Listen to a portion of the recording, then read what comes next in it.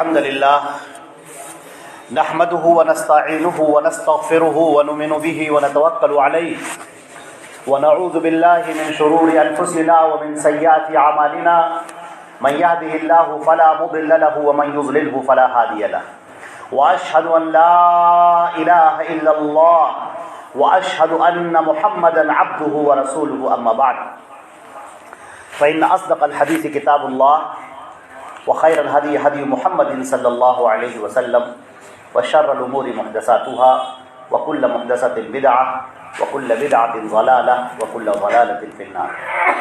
أعوذ بالله السميع العليم من الشيطان الرجيم.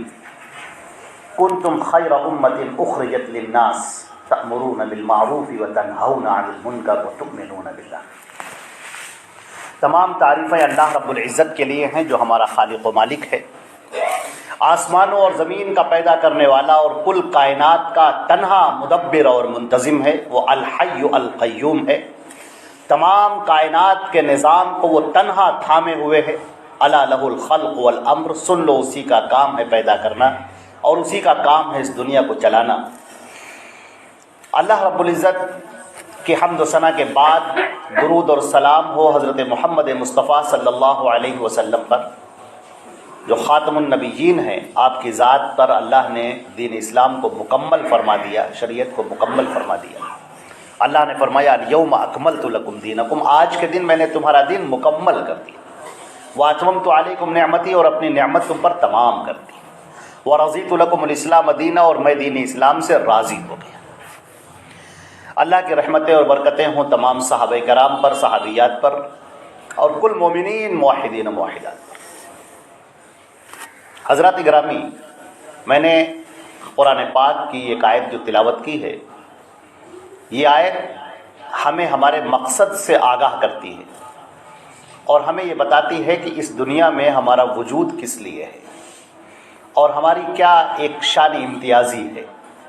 اللہ نے فرمایا مومنین سے خطاب کر کے، مسلمانوں سے خطاب کر کے، کنتم خیر امتی، اے مومنوں، اے مسلمانوں، نبی کریم حضرت محمد مصطفیٰ صلی اللہ علیہ وسلم کے پیروکار، ان پر ایمان لانے والوں، کنتم خیر امتی، تم ساری امتوں میں سب سے بہتر ہو، سب سے عمدہ ہو. امت کہتے ہیں قوم کو، جماعت کو، گروہ کو. اس دنیا کے اندر جتنے گروہ ہیں، جتنی جماعتیں ہیں، جتنے مختلف قسم کے ماننے والے لوگ ہیں، الگ الگ جماعتیں بنی ہوئی ہیں، سب میں اے مسلمانوں ان سب میں تم سب سے بہتر ہو. کنتم خیر امتی، تم سب سے بہتر ہو، خیر امت. اب آگے اس کی وجہ بیان کی کہ تم جو بہتر ہو وہ کس وجہ سے بہتر ہو، کیا چیزیں پائی جاتی ہیں. تؤمنون باللہ، تأمرون بالمعروف وتنہون عن المنکر وتؤمنون باللہ. تم نیکیوں کا حکم دیتے ہو، برائیوں سے روکتے ہو، اس حال میں کہ اللہ پر ایمان رکھتے ہو. یہ ترجمہ ہم نے جو کیا ہے اس پر آپ دوبارہ غور کیجیے. تم نیکیوں کا حکم دیتے ہو، برائیوں سے روکتے ہو، اس حال میں کہ تم اللہ پر ایمان رکھتے ہو. یہ آیت ہمیں ہمارے مقصد اصلی سے واقفیت کراتی ہے اور ہمیں یہ بتاتی ہے کہ مسلمان، قوم مسلم، امت مسلمہ، اس کا وجود کا مقصد کیا ہے اور اللہ نے کیوں اس امت کو برپا کیا ہے. حضرت محمد مصطفیٰ صلی اللہ علیہ وسلم جب تشریف لائے، جب آپ کو نبی بنایا گیا، تو دنیا پر آپ نگاہ ڈال کر دیکھیے تو حالات بالکل ایک جیسے تھے. لوگ کھانے میں پینے میں پڑے ہوئے تھے، لوگ اپنے رسم و رواج میں الجھے ہوئے تھے.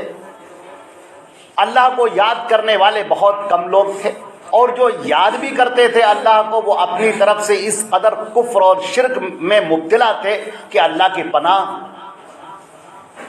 لوگ کما رہے تھے، کھا رہے تھے، بیوی بچوں کی فکر کر رہے تھے، قبیلوں کے لیے لڑائیاں کر رہے تھے، اپنے لیے جنگ کر رہے تھے. یہی ایک ان کی کل کائنات تھی. شراب پینا، جوا کھیلنا، مقابلے کرنا، مقابلے میں ہار جائیں تو دوسرے کو قتل کر دینا، لڑائی جھگڑا، پوری دنیا اسی میں گرفتار تھی. کچھ اللہ والے لوگ تھے جو اللہ کو یاد کرتے تھے، وہ بیچارے اللہ کو یاد تو کرتے تھے لیکن وہ جیسے ان کی سمجھ میں آتا تھا ویسے یاد کرتے تھے. شرک بھی کر رہے ہیں، کفر بھی کر رہے ہیں، اللہ کا نام بھی جپ رہے ہیں۔ حدیث شریف کے اندر جس کو یوں فرمایا گیا ان اللہ نظر الی اہل الارض، اللہ رب العزت نے جب ضروع زمین پر نگاہ ڈالی فمقتهم عربهم وعجمهم، تو کیا عرب اور کیا عجم، ہر ایک نے اسے ناراض کیا۔ کوئی ایسا شخص نہ تھا جو اللہ کو خوش کرنے والا ہوتا، جس کی عادتیں، جس کے اطوار اللہ کو خوش کرنے والے ہوتے۔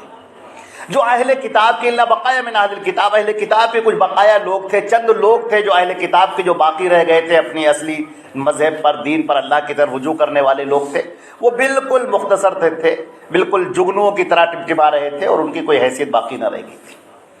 چنانچہ اللہ رب العزت نے جو فیصلہ فرمایا وہ یہ کہ حضرت محمد مصطفیٰ صلی اللہ علیہ وسلم کی بعثت فرمائی جائے۔ چنانچہ اللہ کے پیارے نبی حضرت محمد مصطفیٰ صلی اللہ علیہ وسلم کو اللہ نے نبی بنایا، اور جب نبی بنایا تو ان کو حکم دیا یا ایھا المدثر قم فانذر، اے کمبل لپیٹ کر لیٹنے والے اٹھ اور چل اپنے رب کی تکبیر بیان کر، لوگوں کو ڈرا۔ فانذر، خبردار کر دے لوگوں کو ایک آنے والے دن سے،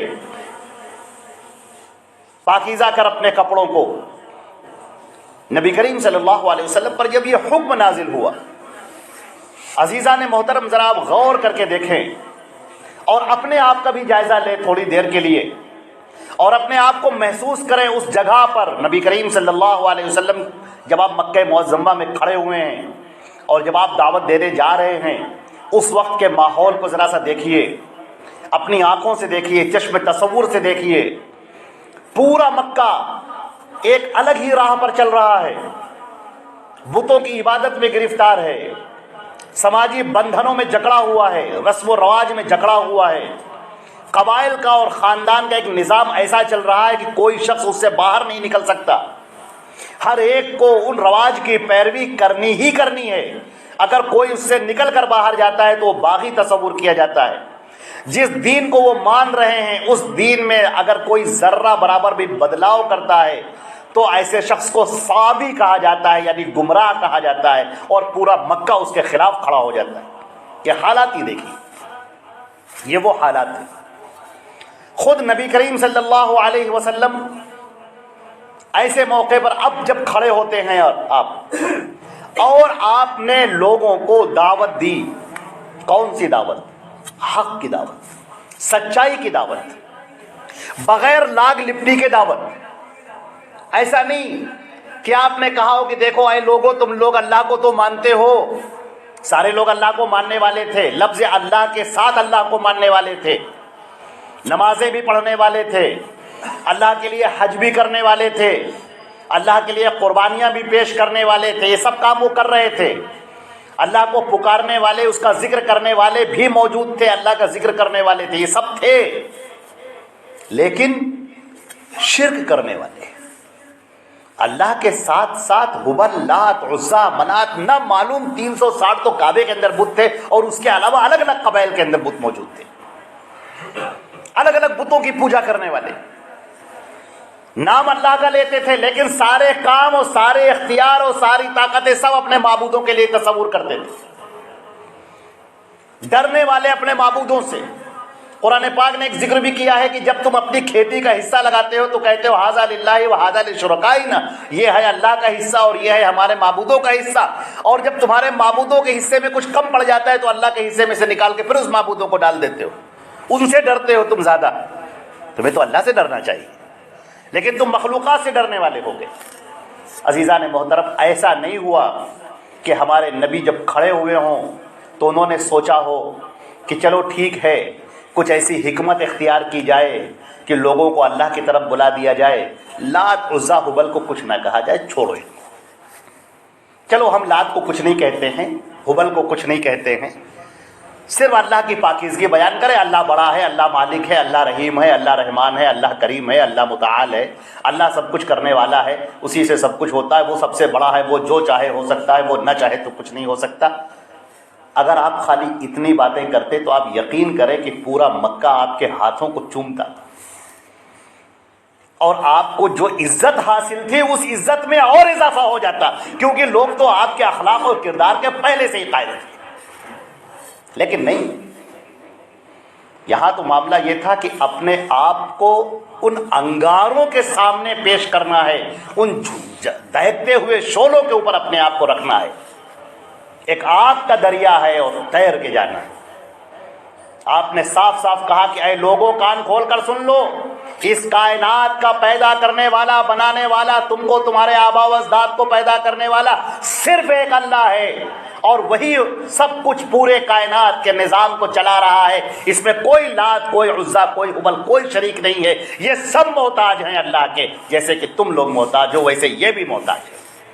یہ نظر و نیاز، یہ قربانی، یہ پکارنا، یہ ان کو آوازیں دینا، پریشانیوں میں دہائیاں دینا، مشکل کشائی کے لیے دہائیاں دینا، یہ صرف ایک اللہ کے لیے ہونا چاہیے. اور اگر تم نے ان لوگوں کو پکارا، لات کو، عزا کو، ہبل کو پکارا، یہ کتنے ہی تمہارے نزدیک بڑے کیوں نہ ہو، کتنے ہی تمہارے نزدیک اولیاء کیوں نہ ہو، کتنا ہی ان کے نزدیک مقام کیوں نہ ہو، لیکن تم اللہ کی نگاہ میں مشرک ٹھہرو گے اور ابدی جہنم کے مستحق ٹھہرو گے. تمہاری کوئی عبادت قابل قبول نہیں ہے. یہ تم اللہ کے آگے سجدہ کر رہے ہو، رک جاؤ اپنے ان سجدوں سے. اللہ کو ان سجدوں کی کوئی ضرورت نہیں ہے. انہ من عمل عملا اشرک فیہ معی غیری ترکتہ وشرکہ. اللہ کے نبی صلی اللہ علیہ وسلم نے فرمایا، اللہ تعالیٰ فرماتا ہے کہ اگر کسی نے کوئی عمل کیا اور اس میں میرے ساتھ کسی دوسرے کو شریک کر لیا، بس میں اس کو، اس کے عمل کو چھوڑ دیتا ہوں، پھر مجھے کوئی ضرورت نہیں اس کی. آپ سجدہ کر رہے ہیں اللہ کو، یہ سجدہ بہت اللہ سے قریب کر دینے والا ہے. واسجد واقترب، سجدہ کر، اللہ سے قریب ہو جا. یہ سجدہ اللہ سے تمہیں قریب کر دینے والا ہے. لیکن ٹھہرو، اگر اس سجدے کے ساتھ میں شرک پایا گیا تو یہ سجدہ قابل قبول نہیں. اللہ کو زکوٰۃ دینا، صدقات دینا بہت پسندیدہ ہے، لیکن تم نے بتوں کے نام پر صدقہ دے دیا، خیرات کر دی، زکوٰۃ دے دی، اللہ کو یہ سب پسندیدہ نہیں. لے جاؤ اپنی زکوٰۃ کو، اپنے صدقات کو، سب سارا عمل باطل ہو گئے. فلا نقیم لهم یوم القیامت وزنا، قیامت کے دن ہم ان کے اعمال کو تولیں گے بھی نہیں. تو آپ دیکھ رہے ہیں کہ اللہ کے پیارے رسول حضرت محمد مصطفیٰ صلی اللہ علیہ وسلم یہ تدبیر اختیار کر سکتے تھے. آپ بھی ڈھکے چھپے لفظوں میں کہہ سکتے تھے، میٹھے میٹھے لفظوں میں، شیریں شیریں باتوں میں آپ یہ بات کہہ سکتے تھے، لیکن نہیں.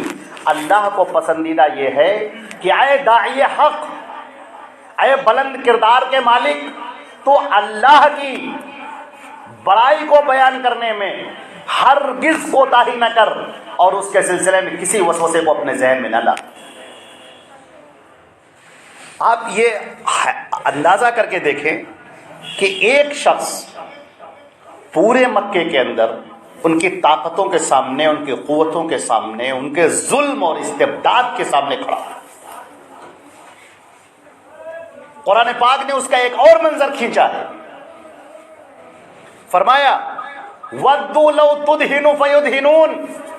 یہ لوگ یہ چاہتے ہیں، یہ مکہ کے لوگ یہ چاہتے ہیں آپ ذرا سا نرم پڑ جائیں تو یہ لوگ بھی نرم پڑ جائیں گے.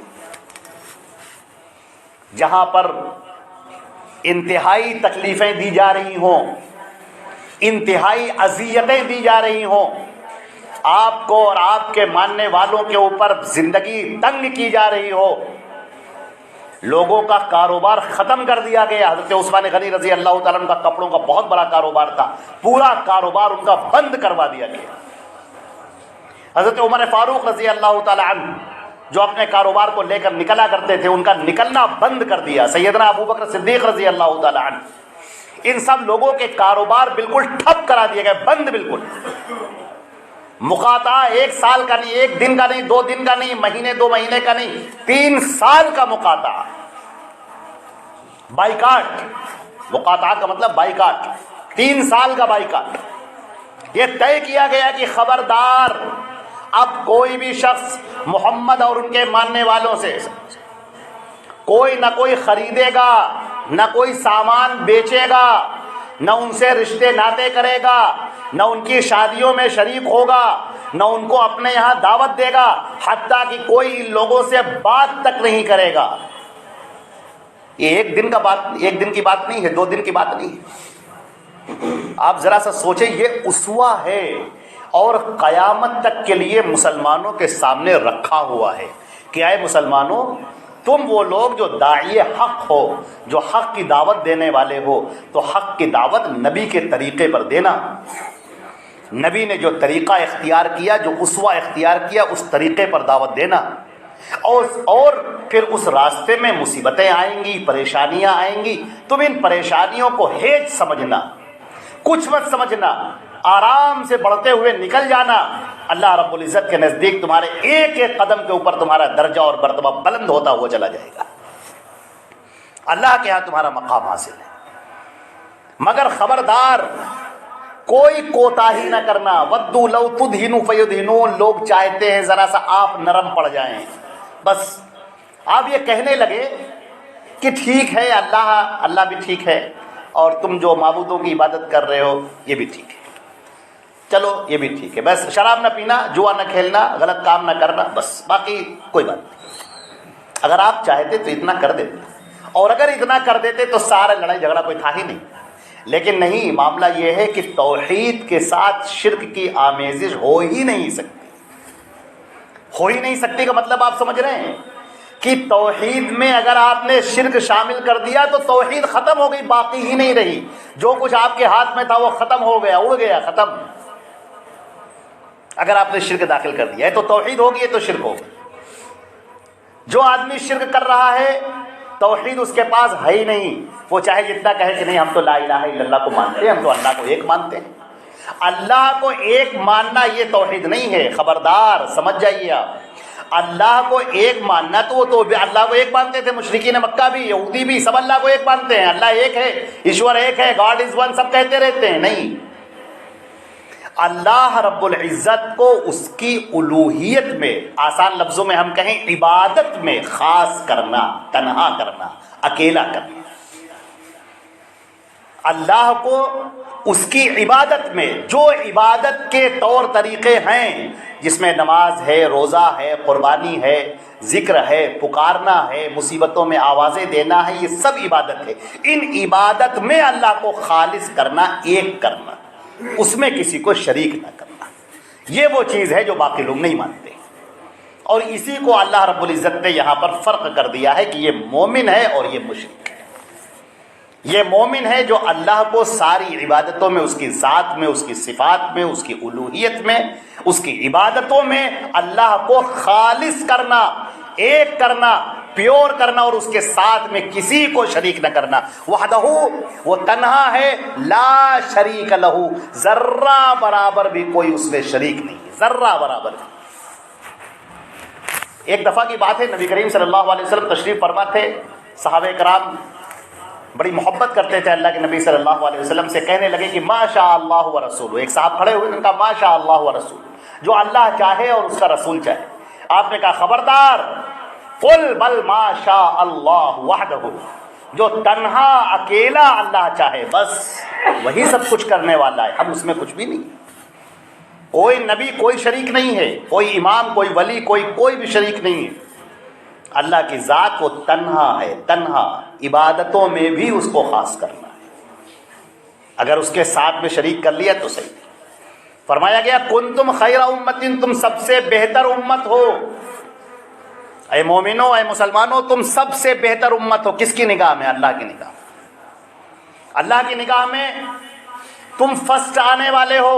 جیسے مقابلے میں ہزاروں لوگ دوڑتے ہیں اور فرسٹ کا پرائز کچھ الگ ہی ہوتا ہے، فرسٹ کا انعام کچھ الگ ہی ہوتا ہے، سیکنڈ کا اور تھرڈ کا انعام الگ ہوتا ہے. یہ جو قومیں ہیں جنہیں تم اپنے آس پاس دیکھ رہے ہو، تم فرسٹ آ جاؤ گے. سب سے فرسٹ امت، اللہ کی نگاہ میں سب سے محبوب امت، فرسٹ پرائز کی حقدار امت، جنت الفردوس کی حقدار امت، اللہ کی رضا کی حقدار امت. لیکن ان شرطوں کے ساتھ. یہ شرطیں اگر نہیں پائی جائیں گی تو پھر آپ خیر امت نہیں. یہ شرطیں ہیں، آپ ہم میں سے ہر آدمی اپنا اپنا غور کر لے، اس لیے کہ ہر آدمی کو اللہ کے سامنے تنہا کھڑا ہو کر حساب دینا ہے. وَكُلُّهُمْ آتِيهِ يَوْمَ الْقِيَامَةِ فَرْدًا. اور ان میں سے ہر ایک اللہ کے سامنے تنہا کھڑا ہو کر اپنا حساب دے رہا ہوں. ہم میں سے ہر آدمی اپنا جائزہ لے. تَأْمُرُونَ بِالْمَعْرُوفِ وَتَنْهَوْنَ عَنِ الْمُنْكَرِ. تم نیکیوں کا حکم دیتے ہو اور برائیوں سے روکتے ہو. عزیزان محترم، ایک داعی کے لیے پریشانیوں کے عالم میں دعوت دینا بڑا مشکل ترین کام ہوتا ہے. اچھی اچھی باتیں کرنا تو سب جانتے ہیں، اور کون سا اس دنیا کا انسان ہے جو آپ کی اچھی باتوں پر آپ کو برا بھلا کہنا شروع کر دے گا؟ آپ کسی بھی ایک شرابی جو شراب پی رہا ہو اس کے پاس بھی آپ جا کر کہہ دیں کہ بھائی تم شراب پی رہے ہو، بڑا غلط کام کر رہے ہو، تو وہ بھی یہی کہے گا ہاں غلط کر رہے ہیں۔ اگر آپ کسی شرابی کے گھر پہنچ جائیں اور سمجھانا شروع کریں کہ دیکھو یہ تمہارے بچے ہیں چھوٹے چھوٹے، بچوں تم شراب نہ پینا، بہت بری لت ہے، تو وہ شرابی بھی تمہاری ہاں میں ہاں ملائے گا اور کہے گا ہاں بچوں، میرے پیارے بچوں، شراب نہ پینا بہت بری لت ہے، ہم بہت پریشان ہیں، تم بھی نہ کرنا۔ وہ ہمیشہ آپ کا ساتھ دے گا۔ برائیاں، یہ منکر، ایک منکر وہ ہے جس کو ہر آدمی منکر سمجھتا ہے، چوری کرنا، شراب پینا، زنا کرنا، دوسرے کا مال کھا لینا، کسی کو اوپر تہمت لگا دینا، کسی کو برا بھلا کہہ دینا، کسی کی جائیداد پر قبضہ کر لینا، کسی کا حق مار لینا، یہ دنیا کا ہر آدمی اس کو برا کہتا ہے۔ یہ منکر ہے تو سب جانتے ہیں، لیکن ایک منکر اور ہے جو آپ نہیں جانتے ہیں، جو انسانوں کے دماغ میں جلدی گھستا نہیں ہے، جو جلدی سمجھ میں نہیں آتا ہے۔ وہ منکر کیا ہے؟ وہ منکر سب سے بڑا منکر ہے۔ نبی کریم صلی اللہ علیہ وسلم سے پوچھا گیا اللہ کے رسول آپ بتائیے سب سے بڑا گناہ کیا ہے، جس گناہوں میں سب سے بڑا گناہ ہو؟ آپ نے فرمایا ان تشرک باللہ وهو خلقک، تم اللہ کے ساتھ شرک کرو، یہ سب سے بڑا گناہ ہے۔ اس منکر کو لوگ نہیں جانتے ہیں، اس منکر سے لوگ واقف نہیں ہیں۔ جب آپ یہ بات کہیں گے کہ اے لوگوں سنو، یہ تم کیا کر رہے ہو، چادریں چڑھا رہے ہو، یہ ملیدہ لگا رہے ہو، اگربتیاں سلگا رہے ہو، یہ مزاروں کا طواف کر رہے ہو، یہ پیڑوں سے مانگ رہے ہو، دریاؤں سے مانگ رہے ہو، پتھروں سے مانگ رہے ہو، ان باباؤں سے ڈرتے ہو، تم ان کے آگے طواف کرتے ہو، ہر سال میلے میں آگے آتے ہو، ان کے آگے ہاتھ اٹھا اٹھا کر دعائیں کرتے ہو، ان سے مشکل کشائی چاہتے ہو، ان کے لیے ہوئے دھاگے کو اپنے پیروں میں اور اپنے ہاتھوں میں باندھتے ہو۔ ٹھہر جاؤ، یہ شرک ہے، اللہ سخت ناراض ہوتا ہے۔ جب آپ یہ باتیں بتائیں گے تو وہ لوگوں اب سمجھ میں نہیں آئے گا، اب یہیں سے سمجھ میں نہ آنا بند ہو گیا۔ اب شیطان مردود نے ان کے سامنے چالیں چلنی شروع کر دی، ارے یہ شخص تو فلاں ہے، ارے اس شخص کا تعلق تو فلاں سے ہے۔ آپ کے سامنے ہر وہ چیز پیش کرے گا جس سے آپ اس سے بدظن ہو جائیں، اس سے دور ہو جائیں۔ کیا نبی کریم صلی اللہ علیہ وسلم کے ساتھ میں نہیں ہوا؟ صحابہ کرام کے ساتھ میں نہیں ہوا؟ اللہ کے نبی صلی اللہ علیہ وسلم پر تو اتنی بڑی تہمت لگائی گئی، فرمایا گیا یہ کفار مکہ نے کہنا شروع کیا کہ یہ محمد رات کے اندھیرے میں نکلتے ہیں اور ایک عجمی آدمی ہے اس سے سیکھ کر آ کر بتا دیتے ہیں۔ قرآن پاک نے ان سے کہا لسان الذی یلحدون الیہ اعجمی، کیسی باتیں کرتے ہو تم جو اتنی عمدہ زبان بولنے والے ہو، اپنے اوپر تمہاری زبان کو فخر ہے، یہ جو قرآن پاک ایسی زبان نازل ہو رہا ہے کہ تم اس کا جواب نہیں دے سکتے، تو کوئی عجمی آئے گا اور تم کو سکھائے گا؟ ذرا سوچ کر دیکھو تم کتنی بری باتیں کر رہے ہو۔ اللہ کے رسول کو کسی نے شاعر کہا، کسی نے کاہن کہا، کسی نے جادوگر کہا، کسی نے کہا کہ یہ آپس میں لڑائی جھگڑا کروانا چاہتے ہیں، خاندان کو توڑ دینا چاہتے ہیں، کسی نے صابی کہا ہے تو گمراہ ہو گئے ہیں، کسی نے کہا ان کی عقل چلی گئی کیونکہ ہمارے حبل کو اور لات کو یہ برا بھلا کہتے تھے، مجنون ہو گئے ہیں، یہ پاگل ہو گئے ہیں، یہ نعوذ باللہ من ذالک۔ یہ کس کو کہا جا رہا ہے؟ سید الانبیاء کو کہا جا رہا ہے، نبی کریم صلی اللہ علیہ وسلم کو کہا جا رہا ہے۔ لیکن اللہ تعالیٰ چاہتا ہے کہ نہیں، یہ دعوت کا کام ہے، یہ حق اور باطل کو الگ کرنے کا کام ہے۔ اس راہ میں اے نبی تم نمونہ ہو باقی آئندہ آنے والے لوگوں کے لیے۔ یہ ساری باتیں تم کو سننا پڑے گی، یہ معاملہ تم کو سننا ہوگا، اس لیے کہ تم خیر امت ہے، تمہارا مقام سارے نبیوں میں سب سے بلند ہے، اور جو تمہاری امت ہے اس امت کا مقام باقی امتوں میں سب سے بلند مقام ہے، لہذا یہ تمہیں سننا ہوگا۔ کنتم خیر امت، تم سب سے بہتر امت ہو، تأمرون بالمعروف، تم معروف کا حکم دیتے ہو، نیکیوں کا حکم دیتے ہو۔ نیکیاں کیا ہیں؟ یہ حکم دینے کا لفظ آپ دیکھیے ذرا سا، تأمرون ہے، تم حکم دیتے ہو۔ امر کا لفظ کئی معنوں کے لیے استعمال ہوتا ہے، حکم دینے کے معنی، مشورہ دینے کے معنی، رائے دینے کے معاملے میں، معاملے کو سجھا دینے کے معاملے میں، واضح کر دینے کے معاملے میں، ان سارے معاملات میں امر کا لفظ استعمال ہوتا ہے۔ تو تم نیکیوں کو واضح کر کے لوگوں کے سامنے پیش کرتے ہو کہ یہ نیکیاں ہیں، اور یہ بھی بتاتے ہو کہ یہ نیکیاں نہیں ہیں۔ کون سی چیز نیکیاں ہیں، کون سی چیز نیکیاں نہیں ہیں، کون سی باتوں سے اللہ راضی ہوتا ہے اور کون سی باتوں سے اللہ ناراض ہوتا ہے، یہ تمہارا کام ہے کہ تم ان دونوں کو پیش کرو۔ حق اور باطل بتاؤ، یہ حق ہے یہ باطل ہے، یہ بتاؤ۔ ادعو الی سبیل ربک بالحکمت، تم اللہ کے راستے کی طرف لوگوں کو بلاؤ، بڑی حکمت کے ساتھ بلاؤ، والموعظۃ الحسنہ، بڑے اچھے انداز میں بلاؤ، وجادلہم باللتی ہی احسن، اور اچھے طریقے سے ان سے مجادلہ کرو، بحث کرو۔ لوگ اپنے طور پر حکمت سمجھ لیتے، نہیں، حکمت وہ جو حضرت محمد مصطفیٰ صلی اللہ علیہ وسلم کی تھی، وہ حکمت اپنائیے۔ یہ حکمت نہیں ہے کہ آپ نے دیکھا گناہ کے کام ہو رہے ہیں، آپ نے اپنی آنکھوں کو بند کر لیا کہ ہمیں کیا، چلو چھوڑو، ہم تو نہیں کر رہے ہیں نا، چلو چھوڑو۔ جیسے شتر مرغ جب آندھیا کو دیکھتا ہے آ رہی ہے تو ریت میں اپنا منہ ڈال لیتا ہے وہ، اور وہ سمجھ جاتا ہے کہ نہیں اب ہم بچ گئے، صاف سناٹا ہے، صاف ٹھیک ہے۔ یہ شتر مرغ کے طریقے سے اپنی آنکھوں کو بند مت کرو، اپنے سر کو ریت میں مت ڈالو، آنکھوں کو باہر نکالو، سر کو اٹھاؤ، چاروں طرف دیکھو، اپنے آپ کو دیکھو، اپنے گھر میں دیکھو، اپنی بیوی بچوں کو دیکھو، اپنے پڑوس میں دیکھو، اپنے دوستوں کو دیکھو، اپنے رشتہ داروں کو دیکھو، آگے بڑھ کر دیکھو یہ کیا ہو رہا ہے، کون سا حق ہے کون سا باطل ہے، کیا لوگ سنت پر عمل کر رہے ہیں کہ بدعات پر عمل کر رہے ہیں، اللہ کے نبی کی باتوں پر عمل کر رہے ہیں یا اپنے اپنے اکابرین اپنے اپنے لوگوں کی باتوں پر عمل کر رہے ہیں، دین اسلام پر عمل کر رہے ہیں یا لوگوں کے بنائے ہوئے دین پر عمل کر رہے ہیں۔ یہ آپ کا کام ہے کہ آپ دیکھیں اور پھر آپ دعوت دیں۔ اب دعوت جو دینا ہے آپ کو، اس کے لیے کہا گیا ہے کہ دعوت دینے میں جب تم دعوت پیش کرنا شروع کرو تو لوگوں ٹھہر جاؤ، تمہارا اسوہ حضرت محمد مصطفیٰ صلی اللہ علیہ وسلم ہونا چاہیے۔ دعوت دینے کا یہ مطلب نہیں کہ تم طیش میں آ گئے، تم غضبناک ہو گئے، تم اول فول بکنے لگے، تم برا بھلا کہنے لگے، تم گالیاں دینے لگے، تم گھونسے سے مارنے لگے، نہیں، یہ دعوت دینا نہیں ہے، اس کا نام دعوت دینا نہیں ہے۔ دعوت دینے کا مطلب ہے دوسرے کے ذہن کو کنونس کرنا ہے، اس کے ذہن میں بات انڈیلنی ہے، سمجھانا ہے، اس کے سامنے جو شیطان کے پھندے پڑے ہوئے ہیں ان پھندوں کو چاک کرنا ہے، اس کے سامنے حق کو رکھ دینا ہے، بالکل واضح اور پیور حق، چمچماتا ہوا حق اس کے سامنے رکھ دو، اور اس کی برائیاں اس کے سامنے رکھ دو، اور کہہ دو کہ قرآن پاک نے کہا ہے وَهَدَيْنَاهُ النَّجْدَيْنِ، ہم نے انسان کے سامنے دو راستے کھول دیے ہیں، یہ دونوں راستے، یہ حق ہے یہ باطل ہے، یہ اللہ کا کلام ہے، یہ محمد مصطفیٰ کا فرمان ہے، یہ دیکھ لو، چمچماتا ہوا ہے روشن سورج کی مانند، اور ایک طرف یہ ہے، یہ باطل ہے، یہ غلط ہے، یہ بدعت ہے، یہ شرک ہے، یہ کفر ہے، یہ گمراہی ہے، یہ اللہ کے نبی کا بتایا ہوا طریقہ نہیں ہے، یہ ان کے سامنے رکھ دو، یہ دونوں ان کے سامنے رکھ دو، اور اس رکھنے کے سلسلے میں ذرہ برابر بھی کوئی مصلحت پسندی کا شکار مت ہونا،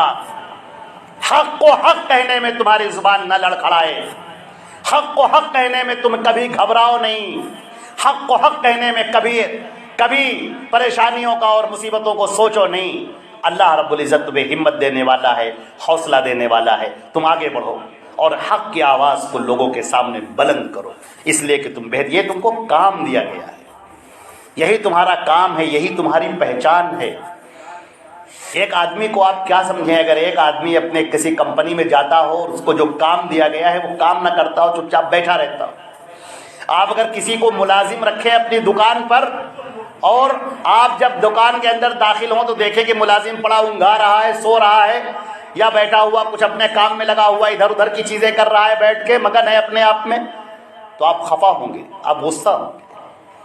اس امت مسلمہ کو کام دیا گیا ہے دعوت کا، کام دیا گیا ہے حق کو پیش کرنے کا، اس زمانے میں جبکہ گمراہیاں اپنے شباب پر ہیں، اس زمانے میں جبکہ باطل دندناتا پھر رہا ہے، اس زمانے میں جبکہ حق کی مشال کو لے کر آگے بڑھنے والے لوگ بہت کم رہ گئے ہیں، اور باطل کو پیش کرنے والے آگے بڑھانے والے لوگ بڑی طاقت میں ہیں، بڑی تعداد میں ہیں، ایسے موقع پر آپ اپنی ذمہ داریوں کو اگر نہ سمجھے اور خاموش بیٹھ جائے تو پھر آپ نے اپنا حق نہ ادا کیا۔ سمجھ لیجیے اللہ رب العزت آپ کو دیکھ رہا ہے، ہمیں دیکھ رہا ہے، آپ کو دیکھ رہا ہے، بالکل اسی طرح سے سمجھ لیجیے جیسے آپ نے ایک ملازم رکھا ہے اپنی دکان میں، آپ چاہتے ہیں کہ آپ کا جو یہ ملازم ہے وہ دکان کھولے، دکان صاف کرے، بیٹھے گراہک کو دیکھے، سامان اٹھا کر دے، سامان کو رکھے، اور آپ دیکھیں کہ وہ کونے میں پڑا ہوا چپ پہ سو رہا ہے۔ ایک دن ہو جائے، 2 دن ہو جائے، 3 دن ہو جائے، آپ کو اچھا نہیں لگے گا، ایک دن تو چلے ہو سکتا ہے کوئی بات نہیں، چلو معاف کر دیا گیا، لیکن آپ دیکھیں روزانہ یہی معاملہ ہے، آپ اسے نکال باہر کر دیں، آپ کہیں گے نہیں ہمیں تمہاری ضرورت نہیں، ہمارا کام ہی نہیں کر رہا تو فائدہ کیا؟ یہ امت مسلمہ کو یہی کام دیا گیا تھا. اور ذرا سا غور کر کے دیکھ لیں کہ امت مسلمہ کیا یہ کام کر رہی ہے؟ باطل کے لوگ کام کر رہے ہیں،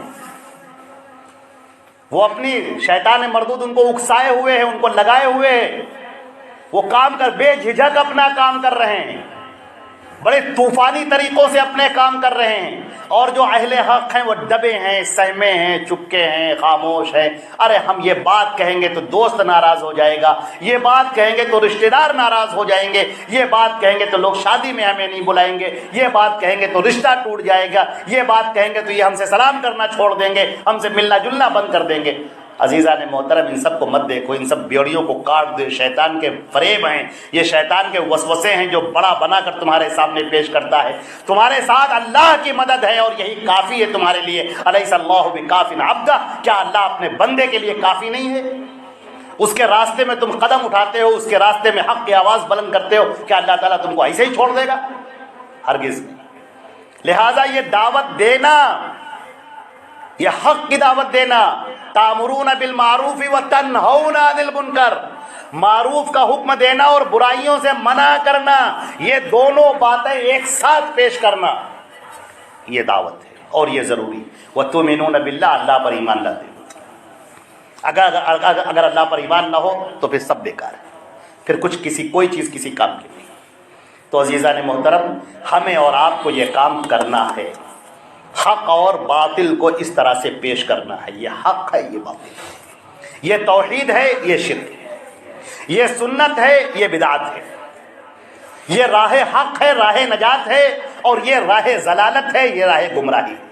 یہ عقیدہ اللہ کا بتایا ہوا عقیدہ ہے اور یہ عقیدہ لوگوں کا گمراہ کن عقیدہ ہے. یہ بتانا اور اس سے بھی پہلے خود سمجھنا پھر دوسروں کو بتانا، یہ ہمارے اوپر ذمہ داری عائد ہوتی ہے. باقی کھانا پینا، سونا جاگنا، چلنا پھرنا، دوستوں میں بیٹھنا، یہ تو سب چلتا ہی رہے گا. یہ تو دنیا میں ہر آدمی کر رہا ہے، کرتا ہی رہے گا. اللہ کے لیے کام کرنے والے کتنے لوگ ہیں، اور ہم اور آپ کیا ان لوگوں میں شامل ہیں جو اللہ کے لیے کام کرنے والے ہیں، یا چپ چاپ خاموش تماشائی ہیں دیکھنے والے؟ اللہ تعالی ہم کو اور آپ کو عمل کرنے کی توفیق عطا فرمائے. یا اللہ تو اپنے فضل و کرم سے ہماری مغفرت فرما، ہمارے گناہوں کو معاف فرما، ہمیں اپنی دین کی دعوت کو پیش کرنے کی توفیق عطا فرما. یا اللہ اپنی توحید کو واضح کرنے کی، شرک کو واضح کرنے کی توفیق عطا فرما. اقول قولی ھذا استغفر اللہ لی ولکم ولسائر المسلمین من کل ذنب فاستغفروہ انہ ھو الغفور الرحیم.